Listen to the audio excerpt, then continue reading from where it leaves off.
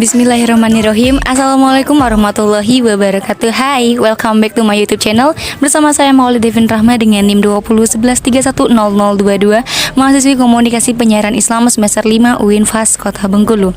Pada kesempatan kali ini saya akan maju ke pembahasan saya mengenai perbedaan wawancara di televisi dengan media lain. Apa aja? Yuk ikutin saya. Yang pertama, suara atau audio. Perbedaan paling utama tentu saja adalah adanya unsur video atau audio. Sudah pasti dalam wawancara televisi, video dan suara akan muncul. Dalam wawancara dengan media cetak, suara akan dirubah dalam bentuk tulisan sehingga masih memungkinkan adanya perbaikan dalam hal tata bahasa atau jika ada pendapat yang bisa disalah tafsirkan. Kontrol suara sangat penting saat melakukan wawancara televisi. Begitupun juga dengan radio.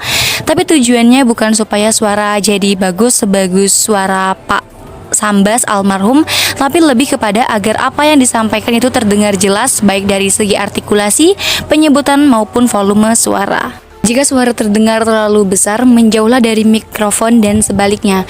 Penyakit lain yang juga sering muncul berkaitan dengan suara ini adalah apa yang disebut sebagai bopping atau hissing. Bopping akan terjadi jika penyebutan huruf B atau P terlalu keras atau berlebihan sehingga menimbulkan suara aneh. Hissing muncul pada penyebutan huruf seperti S atau X yang berlebihan sehingga juga akan terdengar aneh dan mengganggu kejelasan suara. Atasi dengan mengontrol jarak dengan mikrofon. Kedua, sekali lewat. Televisi dan radio adalah medium sekali dengar. Karena itu, jangan bicara bertele-tele. Pastikan bicara to the point walaupun mungkin diberikan waktu wawancara yang sangat panjang. Siapkan poin-poin yang akan disampaikan. Dan asal kamu tahu aja, orang mendengarkan dan melihat di televisi dan radio sangat terbatas. Bahkan konon kemampuan orang menangkap pesan yang didengar di radio hanya maksimal 5 menit. Begitu juga di televisi. Lalu setelah itu mereka akan hilang konsentrasi. Dan jangan pula mendominasi pembicaraan. Biarkan pewawancara yang memegang kendali. Yang ketiga, unsur emosi. Selama ini mungkin banyak yang berpikir bahwa wawancara melalui radio relatif lebih mudah, apalagi karena wajah tidak nampak seperti di televisi.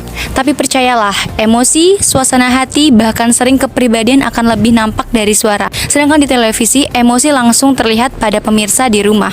Karena itulah dalam wawancara televisi dan radio penting untuk menjadi diri sendiri. Ingat, kamu bukan penyiar, jadi jangan terlalu memusingkan mutu suara. Jadilah diri sendiri. Seseorang diundang bukan karena suara yang berat dan bagus seperti Pak Sambas almarhum atau Olan Sitompul. Seseorang diundang karena pendapat yang disampaikan. Tetaplah santai seperti layaknya bercakap-cakap biasa, tapi tetap kontrol suara agar apa yang disampaikan itu jelas.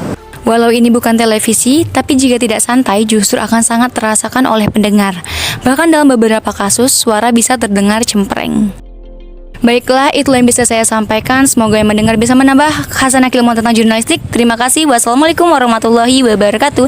See you next time.